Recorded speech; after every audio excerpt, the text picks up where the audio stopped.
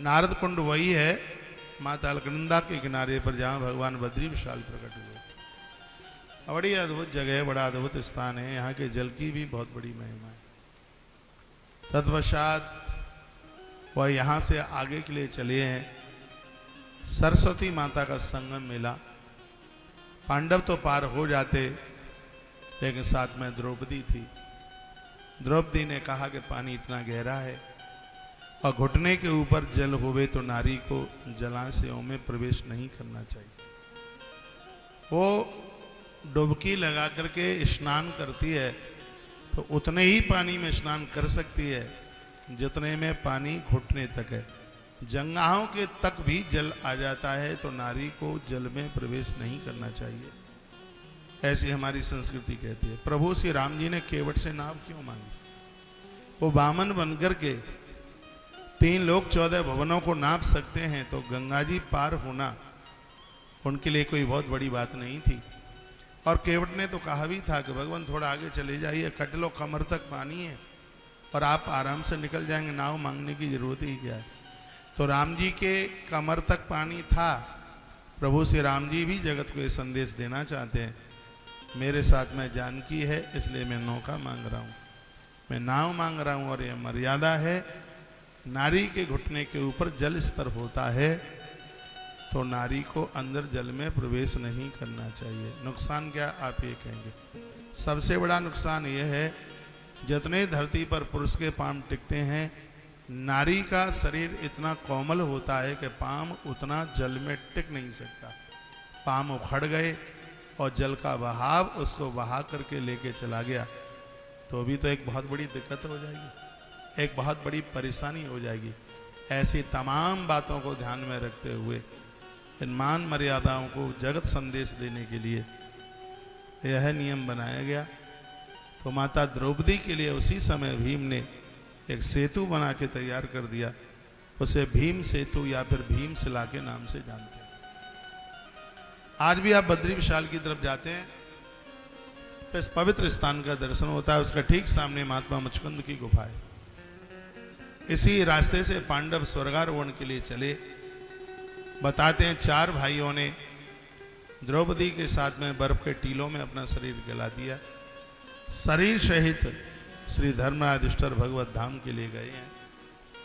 और बताते हैं एक श्वान उनके साथ में गया। ऊपर के पहुंच करके दूतों ने उनको रोक दिया, कहा कि श्वान को जहां से लेके आए वहीं छोड़ के आइए।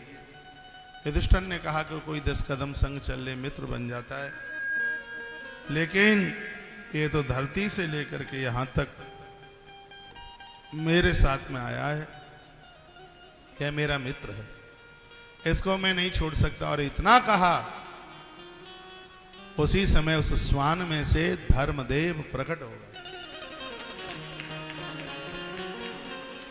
और कहा कि इस दुनिया को छोड़कर व्यक्ति के साथ कोई जाएगा तो उसका सत्य जाएगा, उसका धर्म साथ जाएगा और ये सब कुछ यहीं रहना है। जो लोग ज्यादा गलफत में पड़े हुए हैं, यह भी मेरा है, यह भी मेरा है, मुट्ठी भर जिंदगी है। यह जीवन ऐसा ही है, पति पत्नी से पहले, पत्नी पति से पहले चली जाती है। सब रोते डकराते रह जाते हैं, कोई उसे रोक नहीं पाता। कल प्रातः का हम सूर्य देख पाएंगे कि नहीं देख पाएंगे पता नहीं है। इसलिए हर समय अपने चलने की तैयारी कीजिए। पता नहीं कौन के स्टेशन पर गाड़ी सबसे पहले आ जाए और हमें यात्रा करनी पड़े। और मैं निवेदन करना चाहूँगा, आपकी संपदा वही है जो आपने अच्छे कामों में, भगवत कार्यों में जिसको खर्च कर लिया है। और याद रखना, जैसे बैंक में जमा करके उसका कई गुना आपको मिलता ही है, दान पुण्य में खर्च करके कई गुना करके वो आपके पास ही लौटने वाला है, वो कहीं जाने वाला नहीं। थोड़ी देर के लिए लगता है 10-50 हजार चला गया, लाख 5 लाख चला गया, वो कहीं नहीं गया, ये आपका डिपॉजिट हो। आज आपको यहाँ वही मिल गया है जो आप जमा करके आए, वही मिल रहा है। किसी ने आपको कोई एक्स्ट्रा नहीं दिया। मम्मी पापा भी आपको वही दे पाए जितना तुम्हारा ईश्वर के खाते में डिपॉजिट था। एक माई बाप को तो 4 बच्चे होते हैं, एक अमीर होता है, एक भारी गरीब होता है। लेकिन यह प्रक्रिया देखिए, नियति देखिए प्रकृति की। वो एक को उतना जब मिला है वो उतना डिपॉजिट करके आया, दूसरे को उतना ही मिला है। बहुतों के पास कुछ भी नहीं होता क्योंकि वो कुछ करके ही नहीं आए। जिंदगी का बिल्कुल भी कुछ भी पता नहीं है। घर में वयोवृद्ध हैं, घर में बुजुर्ग हैं, 2-4 1 साल के मेहमान हैं, उनके निमित्त कुछ दान पुण्य, कुछ अच्छा, कुछ बढ़िया सा उनके लिए करते रहिएगा। अग्रसर जन्म में वही प्राप्त होगा और कुछ नहीं मिलेगा। उसी बात को बहुत विस्तार पूर्वक यहाँ इस ग्रंथ में बताया जा रहा है। धर्मराज युधिष्ठिर 10,000 ब्राह्मणों को भोजन कराए बिना जल भी नहीं पीते थे। यह इनकी बहुत बड़ी विशेषता।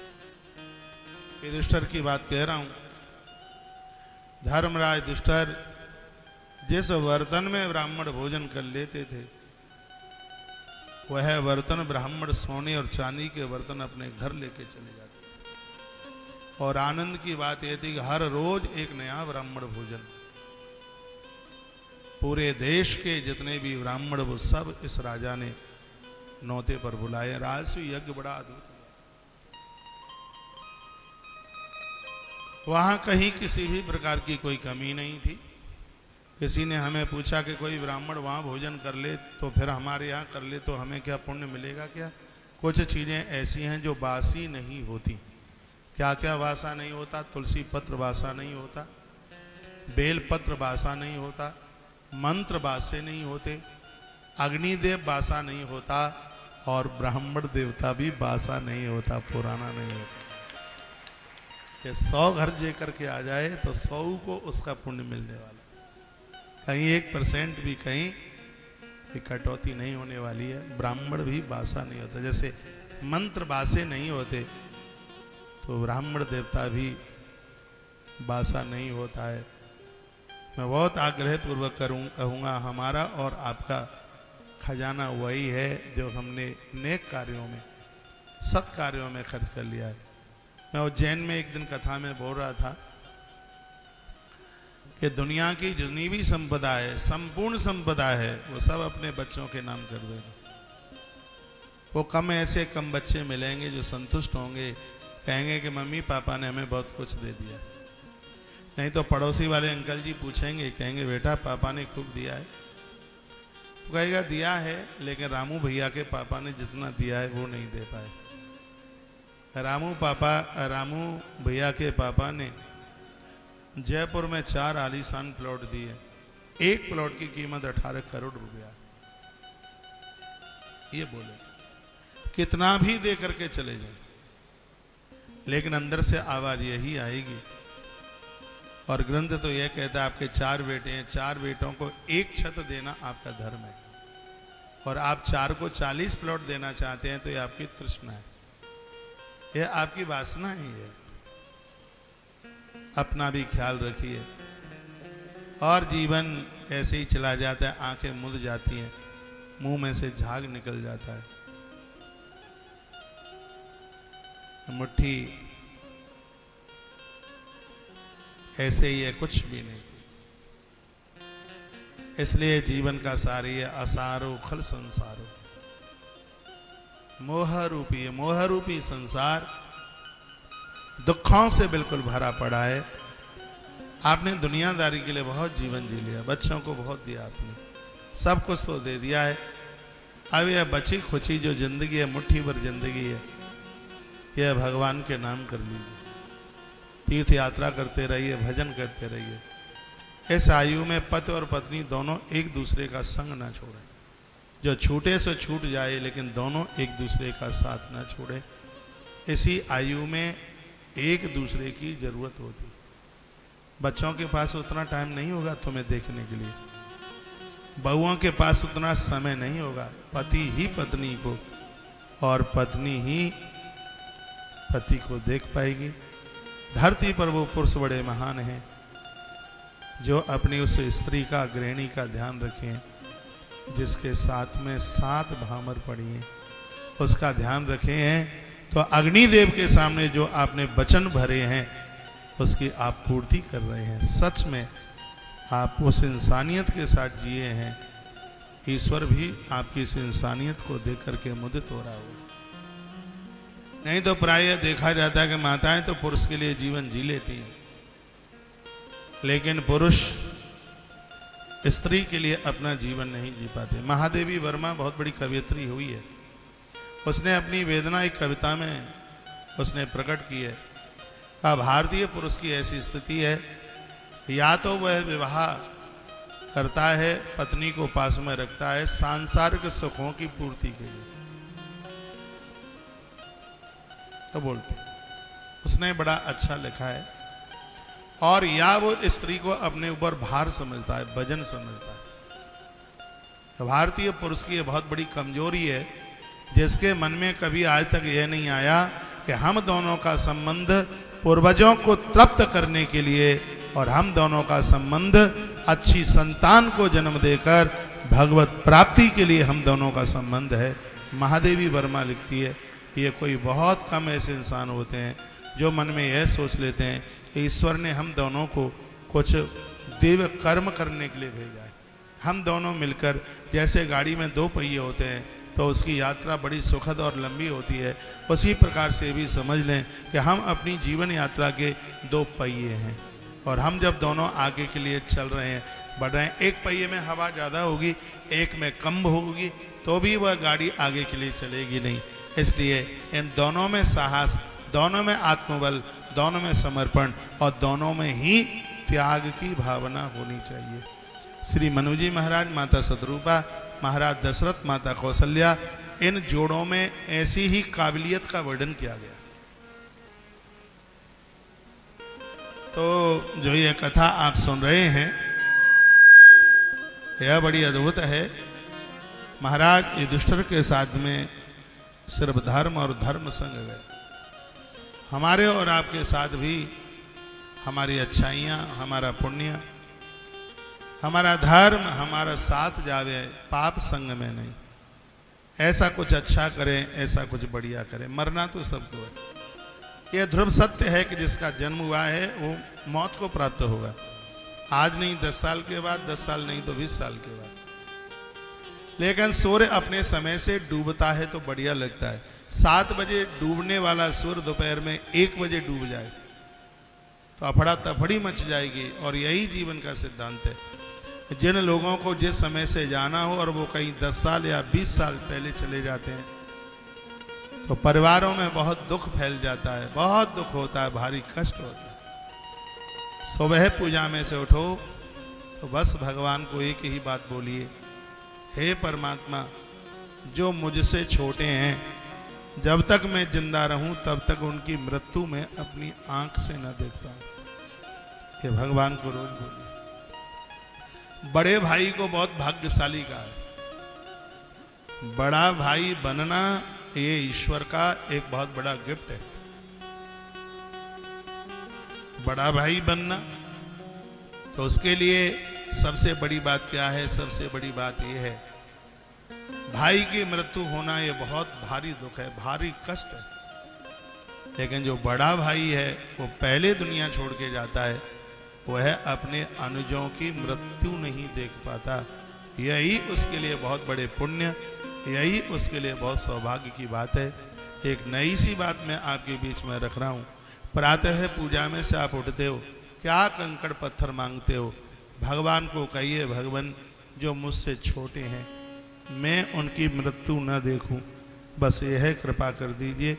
वो कोई भी हो मेरे घर में, चाहे मेरे भाई हो, चाहे मेरे पड़ोसी हो, चाहे मेरा पुत्र हो, जो आयु में जो मुझसे छोटे हैं, भगवान मैं उनकी मृत्यु न देखूं। मैं इस दुनिया में उनसे पहले आया हूं, इस दुनिया में मैं उनसे पहले दुनिया छोड़ करके जाऊं।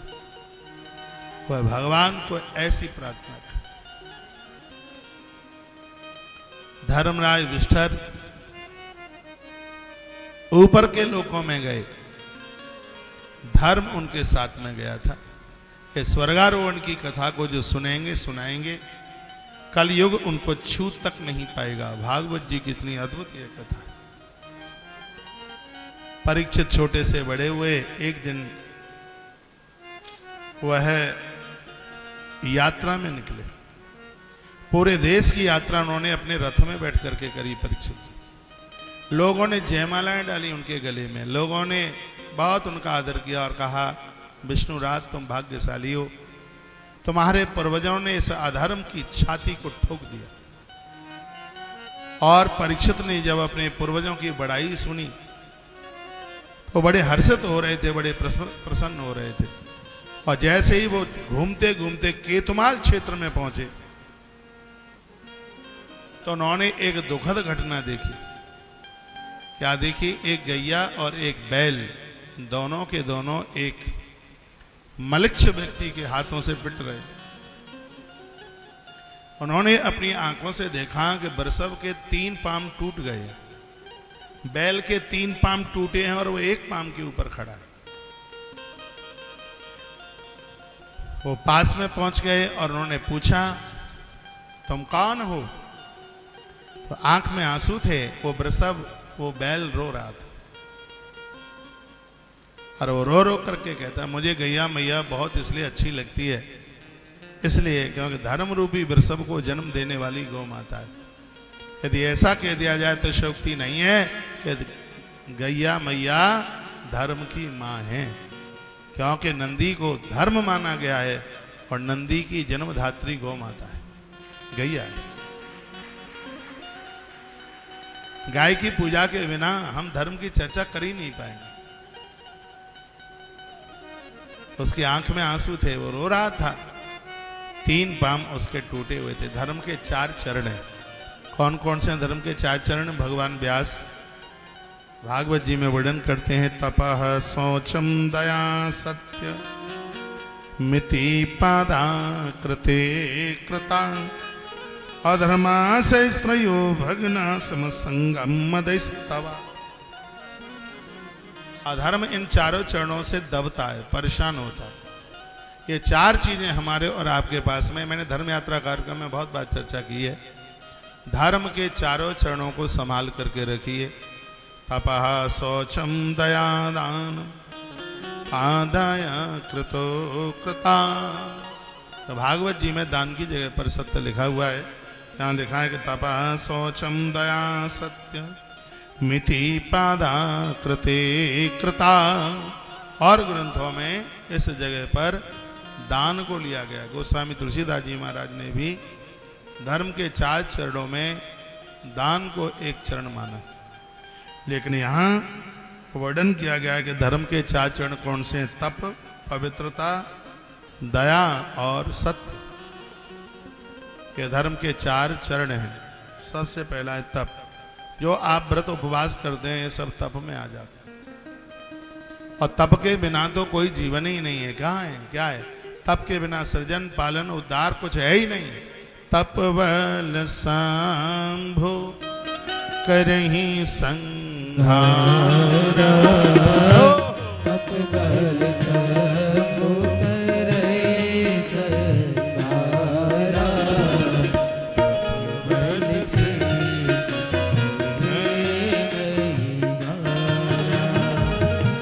तप बल सांभो करहि संहार। तप बल सांभो करहि संहार। तप बल से सही नहीं भारा। तप बल सांभो करहि संहारा। तप बल से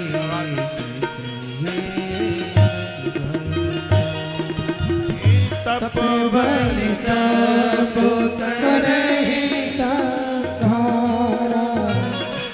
तप बल सांभो करहि संहारा। तप बल से सही नहीं भारा। तप बल सांभो करहि संहारा। तप बल से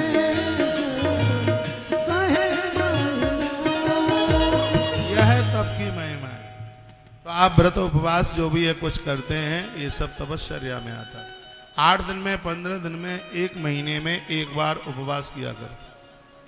उपवास करने से लोग कैंसर जैसी भयानक बीमारियों से सुरक्षित रहते, शरीर में बॉडी में गांठें नहीं होती। कुछ बातें हैं मैं प्राय हर कथा में बोलता हूं। आपके पेट में हल्दी जानी चाहिए, रोज जानी चाहिए। आपके पेट में धनिया जाना चाहिए। धनिया आपके पेट में जाएगा तो आप डायबिटीज से बचेंगे। सौंठ आपके पेट में जाएगी तो आप जॉइंट के दर्द से बचेंगे।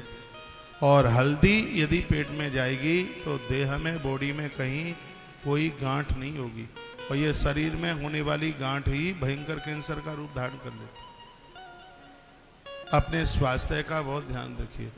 दिन में एक बार नारियल पानी यदि संभव हो सके तो, इससे घुटनों में दर्द नहीं होगा, इससे ग्रीस कम नहीं होगा।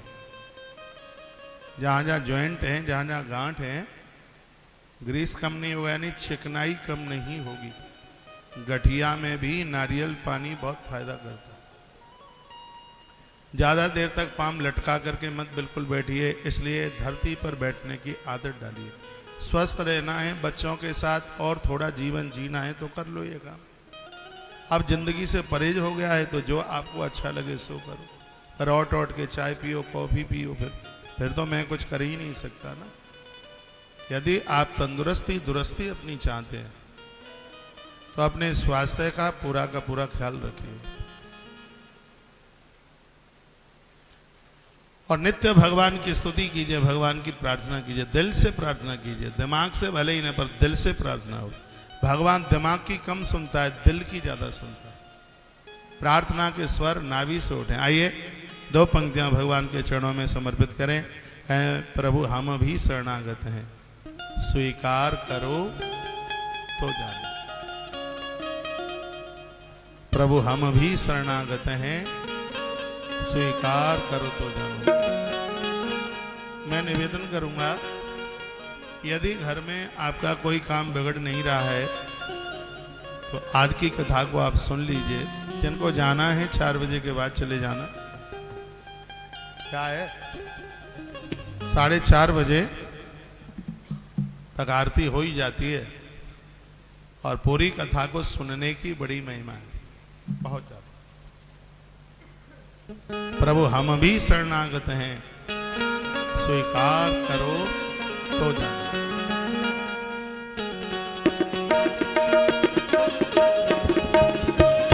प्रभु हम भी शरणागत हैं, प्रभु हम भी शरणागत हैं, स्वीकार करो तो जाने। प्रभु हम भी शरणागत हैं, स्वीकार करो तो जाने। अब हमें पतित से पावन, अब हमें पतित से पावन, सरकार करो तो जाने। प्रभु हमें भी शरणागत हैं, स्वीकार करो तो जाने। हरि बोल।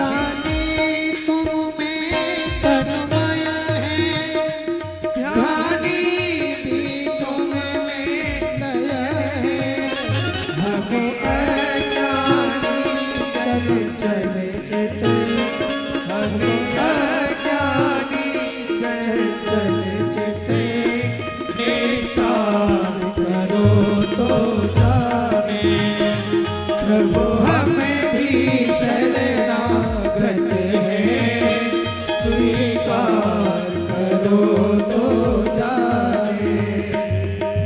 जय हो हरे के सहारे दी। जय हो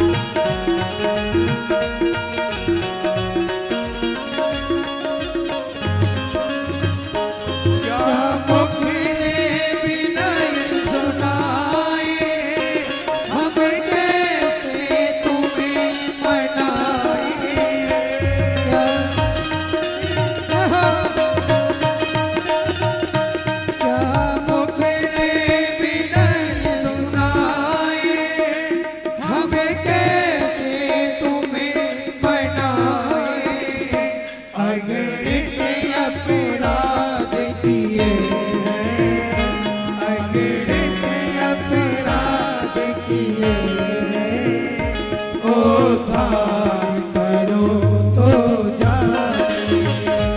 प्रभु हमें भी शरणागत हैं, स्वीकार करो तो जाने।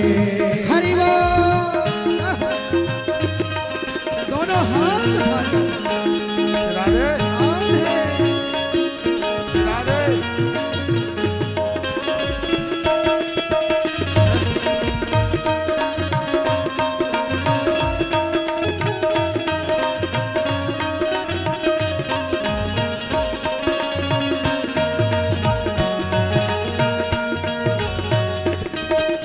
एक एक कड़ी बहुत प्यारी है।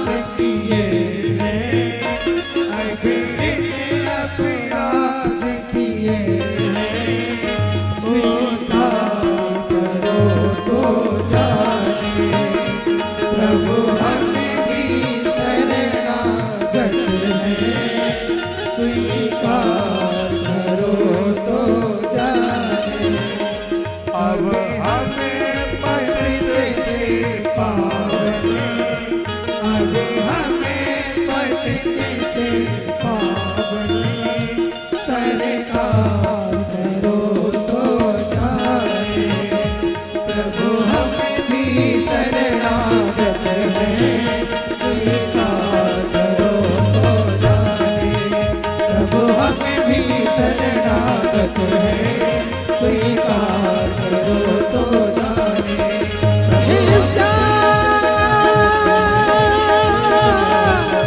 हे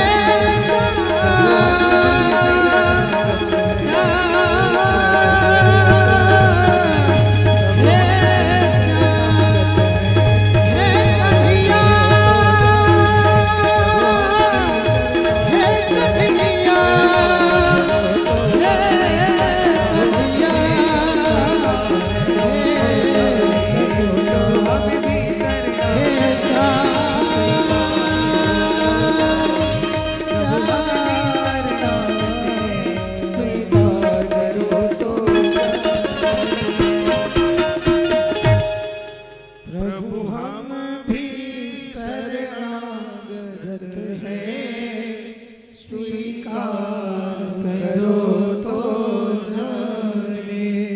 अब हमें पतित से पावन सरकार करो तो जाने। प्रेमी जन तुमको पाते, तुम भक्ति भाव बस आते। प्रेमी जन तुमको पाते, तुम भक्ति भाव बस आते।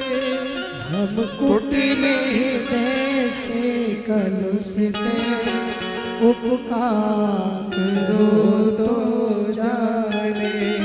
प्रभु हमें भी शरणागत हैं, स्वीकार करो तो जाने। प्रभु हम भी शरणागत हैं, स्वीकार करो तो जाने। बोलिए भक्तवत्सल भगवान की जय हो, श्री हनुमंत बलवंत महाराज जय हो, खाटू नरेश भगवान की जय हो। जय जय श्री राधे, जय जय। श्री राधे। तो मैं व्यासपीठ से आग्रह पूर्वक निवेदन कर रहा था, जा रहे हमारे मध्य में संजय भाई रेवाड़ी से आपका आगमन हुआ है। बहुत बहुत आपका आदर मान सम्मान। भोजन ले लेते।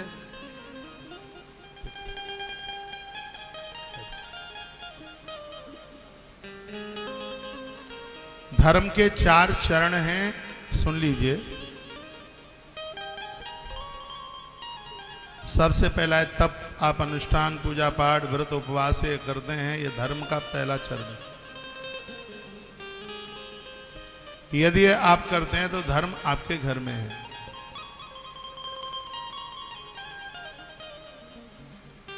दूसरा है शौच। शौच कहते हैं पवित्रता को। पवित्रता का ध्यान रखिए। इधर नहीं देख रहे हैं आप, आरती कराए देता हूं मैं, सोऊंगा फिर जाके। नहीं, सुनिए फिर। रात्रि को रसोई में जूठे बर्तन छोड़िए, बर्तन मत छोड़िए, घर की बरकत रुक जाएगी। जूती चप्पल पहन के रसोई में मत जाइए, घर की बरकत रुक जाएगी।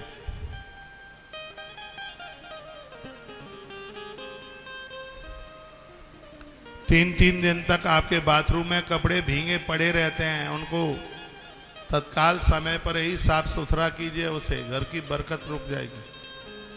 झाड़ू लगा करके झाड़ू चाहे जहां मत फेंक दीजिए, पोंछा लगा करके पोंछा चाहे तहां ना पड़ा रहे। यह सिस्टम ठीक से बनाइए। शुद्धता और स्वच्छता दोनों का ध्यान रखिए।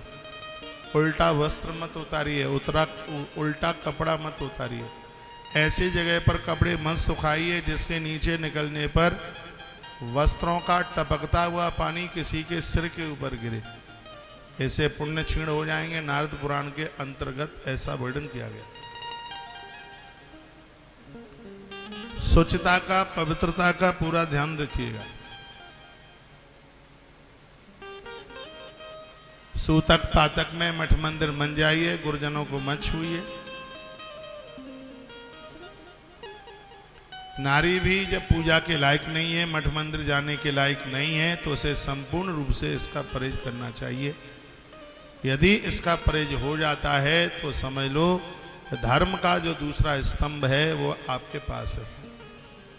पहला है तप, उपवास, व्रत, दूसरा है पवित्रता और तीसरा है जिसका नाम है दया।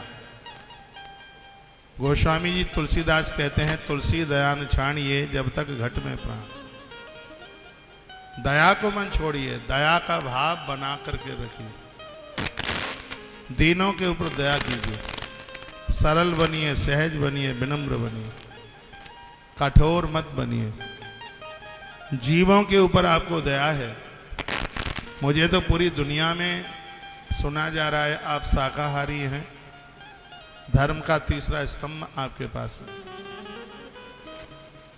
मांस बेचने वाला जितना अपराधी है तो मांस खाने वाला भी उतना ही अपराधी है। शुद्ध सात्विक शाकाहारी बनिए तो समझ लीजिए कि यह धर्म का तीसरा चरण भी आपके पास में। और चौथा है दान। ईश्वर ने दिया है तो देने की भावना रखिए, क्योंकि देते देते व्यक्ति देवता बन जाता है। देने की भावना रखिए। आप भाग्यशाली हैं, ईश्वर ने आपको बेटी दी है और आपने उसका कन्यादान किया। आप भाग्यशाली हैं कि ईश्वर ने आपको अन्न दिया है और आपने अन्नदान किया। आप भाग्यशाली हैं कि परमात्मा ने आपको साक्षरता दी है, योग्यता दी है और आपने विद्या का दान किया है। अपने आप को देने की भावना से जोड़िए। देवता इसलिए पूजे जाते हैं क्योंकि देवताओं के पास देने की भावना।